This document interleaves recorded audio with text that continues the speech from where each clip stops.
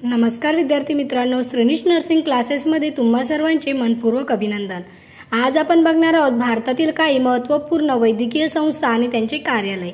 तर बघूयात, central drug laboratory Kolkata या ठिकाणी आहे, central health education bureau New Delhi, central research institute Kasauli, Aliyavar Jung, national institute for hearing handicap Mumbai, national institute of rehabilitation training and research Cuttack, national institute of public cooperation and child development तर New Delhi, national institute for mentally handicap Dehradun, national institute of ortho handicap Kolkata.